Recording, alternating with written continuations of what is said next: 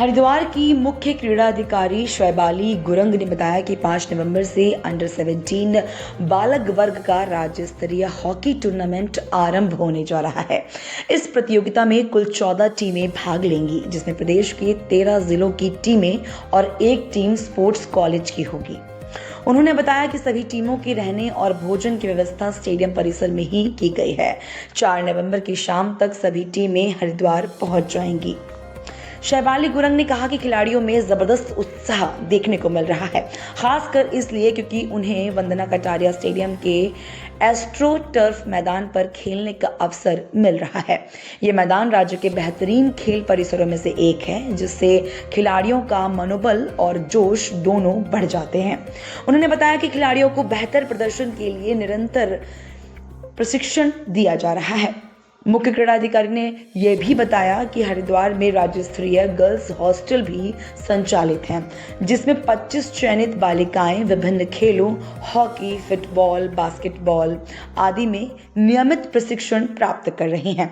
उन्होंने कहा कि इस आयोजनों का उद्देश्य प्रदेश के प्रतिभाशाली खिलाड़ियों को प्रोत्साहन देना और उन्हें राष्ट्रीय स्तर तक पहुंचाने का अवसर प्रदान करना है। 5 तारीख को हमारे वहाँ हॉकी का स्टेट लेवल टूर्नामेंट हो रहा है, जो अंडर 17 बॉयज़ है। इसमें पूरे हमारे उत्तराखंड स्टेट से 14 टीमें आएंगी, जिसमें 13 तो जनपदों की टीम है, एक स्पोर्ट्स कॉलेज की टीम है।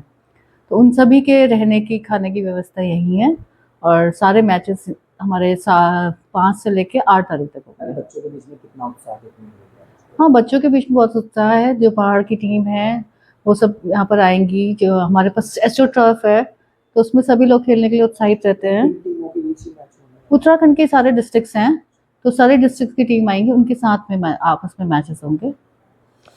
डोईवाला में पशु चिकित्सा विभाग द्वारा तमाम स्कूली छात्र छात्राओं व मेडिकल छात्र छात्राओं के साथ मिलकर वन हेल्थ जागरूकता रैली निकालते हुए लोगों को रेबीज के प्रति जागरूक किया गया। रैली के द्वारा डोईवाला की जनता को ह्यूमन, एनिमल और पर्यावरण के बीच संतुलन बनाने का संदेश दिया गया, क्योंकि इन सबका स्वास्थ्य एक दूसरे से जुड़ा हुआ है। आज जरूरत है कि मनुष्य अपने स्वास्थ्य के साथ साथ पशुओं के स्वास्थ्य का भी ध्यान रखे, क्योंकि पशुओं से बीमारियां मनुष्य में फैलती हैं। पशु चिकित्सा अधिकारी पूजा पांडे ने लोगों से अपील करते हुए कहा कि सभी लोग अपने पालतू जानवरों को रेबीज का टीका अवश्य लगाएं और यदि कोई जानवर इंसानों को काटता है तो तुरंत डॉक्टर से सलाह लें।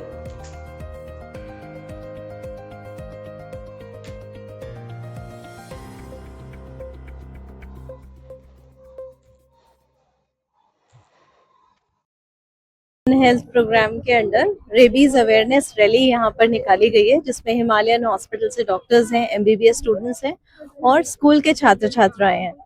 यहाँ पर आज हमने गवर्नमेंट वेटनरी हॉस्पिटल डोईवाला में इनको रेबीज के बारे में अवेयर किया है, किस तरीके से रेबीज होती है, उसका वैक्सीनेशन शेड्यूल क्या होता है, किस तरीके के डॉग के काटने से रेबीज होती है और काटने के बाद हमें क्या क्या करना जरूरी होता है, क्योंकि बहुत सारी भ्रांतियां हैं रेबीज को लेकर सोसाइटी में कि रेबीज का टीका लगवाना जरूरी है या नहीं, या फिर यदि आपने पेट रखा है तो उसका वैक्सीनेशन कब कब करवाना जरूरी है। ये सारा अवेयरनेस बहुत ज्यादा जरूरी है, क्योंकि आजकल आप देख रहे हैं काफी केसेस ह्यूमन में भी रेबीज के आ रहे हैं और रेबीज का इलाज सिर्फ वैक्सीनेशन है, उसके बाद उसका कोई ट्रीटमेंट नहीं है, ना पशुओं में और ना ही मनुष्यों में। यदि एक बार रेबीज हो जाती है तो उसके बाद उसका कोई भी इलाज संभव नहीं है।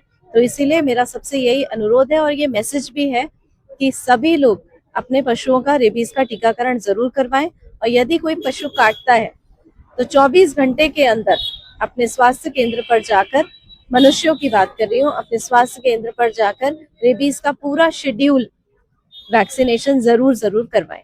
Thank you. पालिका डोईवाला द्वारा चलाया जाता है, उनके द्वारा पशुओं को पकड़कर हमारा जो एबीसी सेंटर है, आर्टिफिशियल बर्थ कंट्रोल सेंटर है हमारा देहरादून में, वहां पर उनको ले जाया जाता है, जहां पर कैस्ट्रेशन या स्पेइंग मेल फीमेल डॉग्स में की जाती है और उसके बाद उनको 4 से 5 दिन की पोस्ट ऑपरेटिव केयर के बाद वापस उसी जगह पर छोड़ दिया जाता है।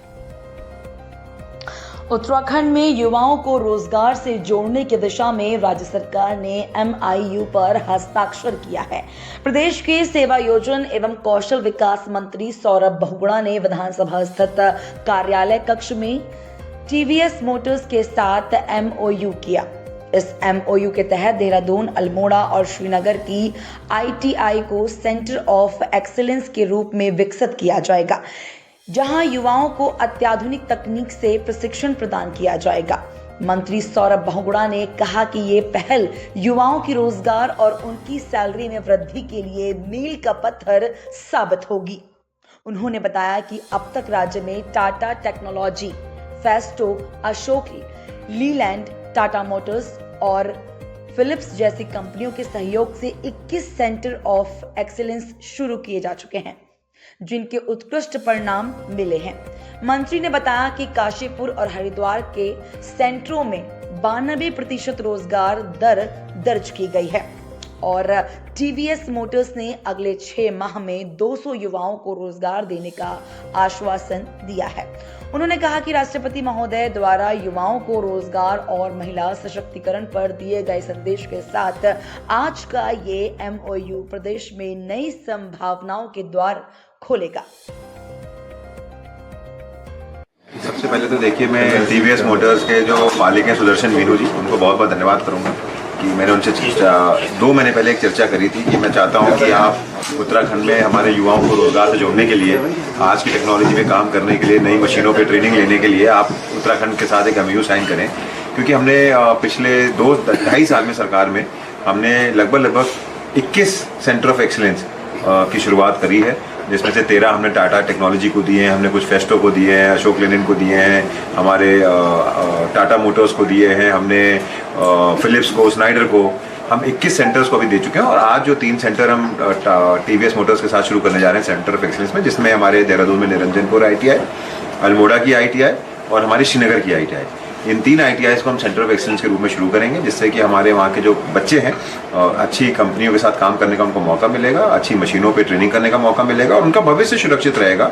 और इसका हमको बहुत बड़ा उदाहरण देखने को मिला है कि जब हमने फिलिप्स और स्नाइडर के साथ जो हमने सेंटर ऑफ एक्सीलेंस चलाए थे काशीपुर और हमारे रोशनाबाद में, हरिद्वार में, उसमें जो हमारा रेट ऑफ एम्प्लॉयमेंट है बच्चों का, 3 बैचेस वहाँ पे क्लियर हुए हैं, 92% हमारा रेट ऑफ एम्प्लॉयमेंट रहा है उस बैच का।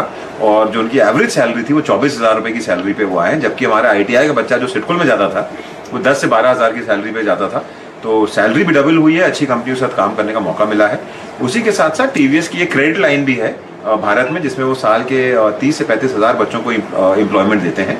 उसका भी MOU आज हमने इनके साथ TVS के साथ किया है, जिसके यहाँ पर वो अपना एक सेंटर खोलेंगे देहरादून में, वहाँ पे हमारे बच्चों को ट्रेन करेंगे। और मुझे आश्वासन दिया है उन्होंने कि अगले 6 महीने के अंदर अंदर 200 बच्चे उत्तराखंड के TVS क्रेडिट लाइन के साथ भी एम्प्लॉयमेंट में जुड़ेंगे। तो एक बहुत अच्छा हमारे लिए शुभ दिन है। आज शुभ दिन में माननीय राष्ट्रपति महोदया भी आई हैं, उन्होंने यहाँ पर अपना उद्बोधन भी दिया है, युवाओं को रोजगार से जोड़ने की बात भी कही थी, महिला सशक्तिकरण की बात भी कही थी। और उसी को देखते हुए आज TVS मोटर्स का मैं बहुत बहुत धन्यवाद कर रहा हूँ कि उन्होंने उत्तराखंड के साथ एक MOU साइन किया और उन्होंने ये विश्वास दिलाया है कि ये 3 नहीं, आगे भी